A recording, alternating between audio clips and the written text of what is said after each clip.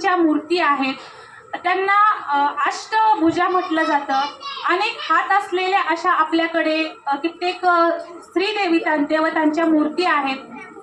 त्या मूर्ती असण्यामागचं कारण मूर्तिकाराच्या मनामध्ये असं आलं की बघा, आपल्याकडे खेड्यामध्ये बाई आहे, ती टेलर काम करते. टेलर काम मग ती फक्त मशीनच चालवते का हो? टेलर काम म्हणजे एकदम लक्ष देऊन करण्याचं काम असतं. एकदम अगदी जरा इकडं तिकडं नजर झाली तर सुई बोटालाही लागू शकते, किंवा कुठली तरी टीप चुकीची झाली तर कस्टमर येऊन आपल्या तोंडावरती तो कपडा फेकून जाऊ शकतो.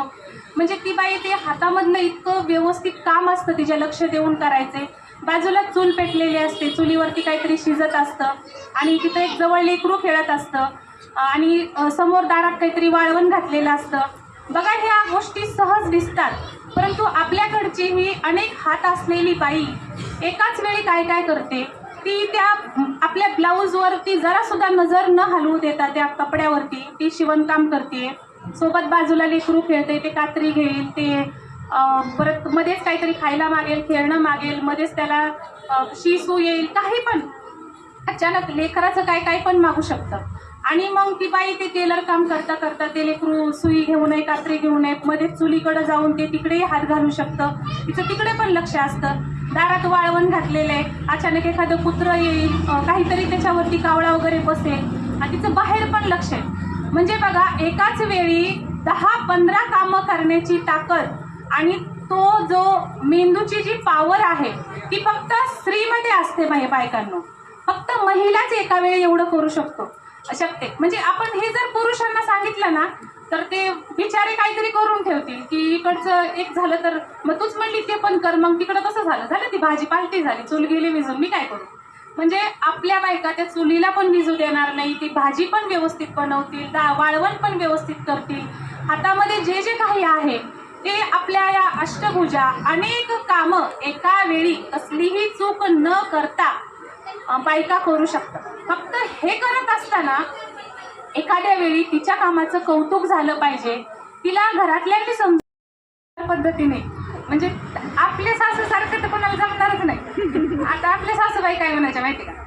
अगं, शिळ्या भाकरीत लक्ष्मी असते आणि शिळी भाकर जर लक्ष्मीने खाल्ली ना घरात लक्ष्मी येते. आणि आपण एवढ्या शहाणे होतो, नाही मी लक्ष्मी आहे.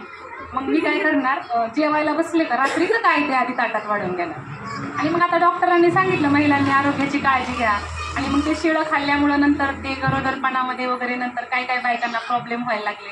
आणि आता जर आपली पुढची पिढी, आपली मुलगी, आपली आई पण सांगत होती, भावाला आपल्या ताजं देत होती ना आपल्याला शिळं देत होती. आणि मग आपल्याला सांगत होती तुला लोकांच्या घरी जायचंय, मग तुला थोडी सवय झाली पाहिजे, तुझी इथं नाटकं पुरवून जमणार नाही. म्हणजे आपल्याला जे ते बाळकडू होतं ना ते सुरुवातीपासूनच होतं. तिची पण चूक नव्हती, आपल्या सासूबाईचीही नव्हती, कारण त्यांना अगोदर त्यांच्या आईने आजीने असं सांगितलेलं होतं. पण आज आपण शिकलोय, आपण विचार करतोय, नाही मी खाल्लं शिळं, पण मी माझ्या सुनेला किंवा माझ्या मुलीला असं म्हणू शकत नाही, बाई तुझी काहीतरी शरीराची गर्भाशयाची प्रॉब्लेम होती, तू शिळं खाऊ नको. आता आई काय म्हणे, ए पुरी तू इकडं आण, मी खाते.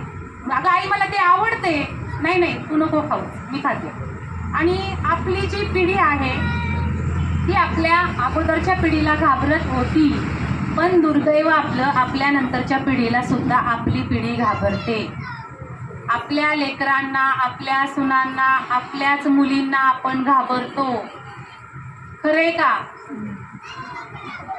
काय बोलू तर ही काहीतरी उद्योग करत, नाही बोलू तरी पण मलाच टेन्शन, आईने काय वळण लावलं, असं झालेलं आहे. त्यामुळं तुम्ही काय करा, स्वतःसाठी जगा, स्वतःवर प्रेम करा, स्वतःला जपा. आणि तुम्ही जर स्वतःला जपलं तर तुम्ही तुमच्या मुलांची, तुमच्या सासू सासऱ्याची, आई वडिलांची, तुमच्या मागच्या आणि पुढच्या दोन्ही पिढीची तुम्ही काळजी घेऊ शकाल. त्यासाठी तुम्हाला स्टेबल असणं गरजेचं आहे. तुम्ही सुंदर दिसा, तुम्ही यांच्या केसांच्या काही टिप्स असतील घ्या, इकडे या काही औषधं असतील, तुम्ही काही स्किनचे प्रॉब्लेम असतील ते पण करा. म्हणजे तुमचा नवराही तुम्हाला चांगलं बघेल, जरा काळजी घेईल, नाही का? म्हणजे काय, आता बाई म्हणजे व्याख्याच झाली सौंदर्य. आता ते आपण, मी नाही म्हणू शकत तुम्ही जिमला जा, तुम्ही चांगल्या ताकदवर व्हा, तुम्हाला कुणी जर एक म्हणलं तर 2 द्यायची हिंमत ठेवा.